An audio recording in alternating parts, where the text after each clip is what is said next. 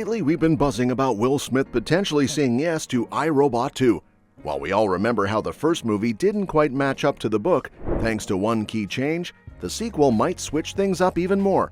So, let's dive into everything we know so far about the upcoming iRobot 2. Let's start with what Will Smith said about iRobot 2.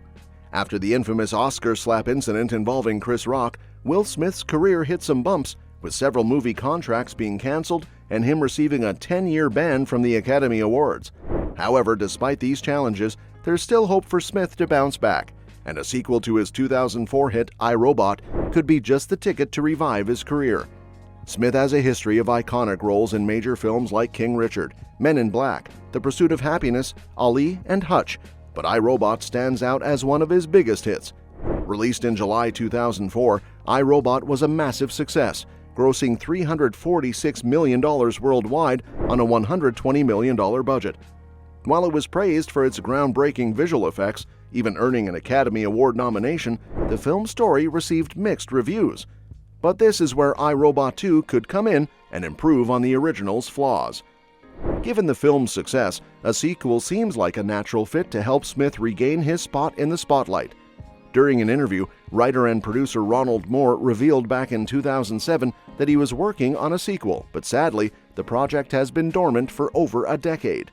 Still, with Smith working on a sequel to I Am Legend, there's renewed hope that he might also return as Del Spooner in iRobot 2. While promoting Bad Boys for Life, Smith spoke with comicbook.com about the possibility of a sequel. His response was optimistic. Nostalgia is so delicious right now. There's so much going on in the world that a dose of nostalgia is going down sweet, so I'll humbly take my job as an entertainer to give the people what they want. For those who don't remember, iRobot very loosely based on Isaac Asimov's book and his famous Three Laws of Robotics, followed homicide detective Del Spooner, who has a deep mistrust of robots. His skepticism is tested when he teams up with a robot named Sonny, voiced by Alan Tudyk, to uncover a conspiracy that could threaten both humans and robots.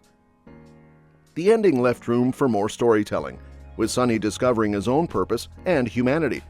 This raises questions for iRobot 2. Where does Sonny go from here?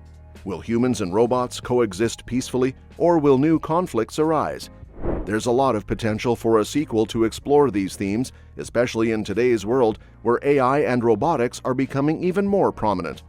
If a sequel happens, we hope to see familiar faces return, including Bridget Moynahan as Susan Calvin, McBride as Lieutenant John Bergen, and of course, Alan Tudyk as Sonny. The chemistry between these characters was a big part of what made the first film enjoyable, and it would be exciting to see them navigate a new chapter in the story. Given that Smith is known for his formula of action-packed, big-budget films featuring strong heroes and a bit of romance, iRobot 2 could hit all the right notes for a successful return. This formula worked wonders for his career with films like Independence Day, Men in Black, and iRobot, so it might just be the perfect move to get him back on top. In the end, iRobot 2 could be the key to turning things around for Will Smith after a challenging few years. With the right mix of nostalgia, action, and thought-provoking themes, a sequel could not only bring him back into the spotlight, but also reignite interest in the iRobot universe. We'll have to wait and see if the project moves forward, but we're certainly keeping our fingers crossed for a triumphant return to Del Spooner's world. That said, one thing we are sure about is Will Smith's iRobot could have been a much stronger film if it stayed closer to its source material. While Smith has starred in numerous popular sci-fi films, iRobot stands out as a missed opportunity because it veered so far from Isaac Asimov's original book. Smith's movies, especially in the sci-fi genre, have generally been successful, blending big-budget action with compelling characters. But in this case, changing key aspects of Asimov's story hindered what could have been a more authentic adaptation.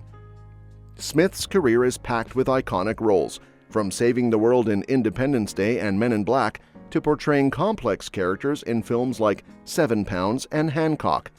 But one of his more memorable sci-fi efforts, iRobot, strayed too far from Asimov's 1950 book. The film's plot and character changes detracted from what made the original story so impactful. Notably, Del Spooner, Smith's character in the movie, doesn't even exist in Asimov's book. That's a huge departure right from the start, but it wasn't the only one. One of the most significant differences between the book and the film is how robots are treated in each. In the book, robots are banned on Earth because they threaten human jobs, with US robots primarily selling them for use on other planets. In contrast, the film shows robots as an integral part of society, functioning more as domestic helpers or personal assistants. While this change allowed for the central mystery and conflict in the movie to unfold, it stripped away much of the socio-political commentary Asimov built around the dangers of automation and the replacement of human labor.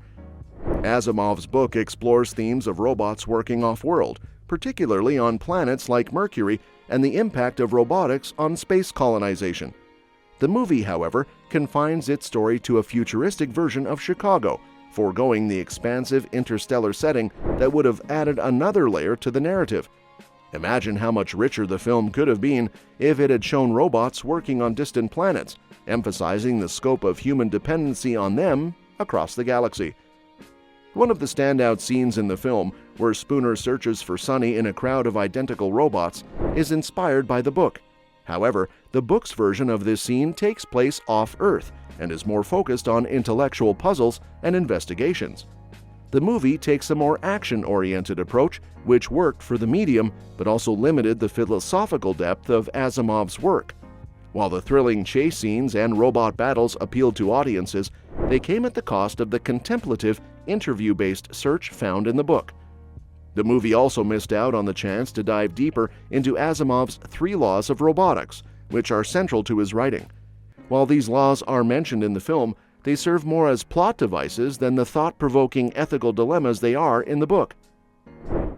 Asimov's stories often center around how these laws can lead to unintended consequences, raising questions about morality, free will, and the nature of intelligence, topics that the film only scratches the surface of. To its credit, the film did modernize some elements, like the design of the robots, making them sleeker and more visually dynamic than the clunky 1950s versions in the book. But by shifting the focus away from space and the broader societal implications of robotics, the film lost much of what made the original story a classic in the sci-fi genre.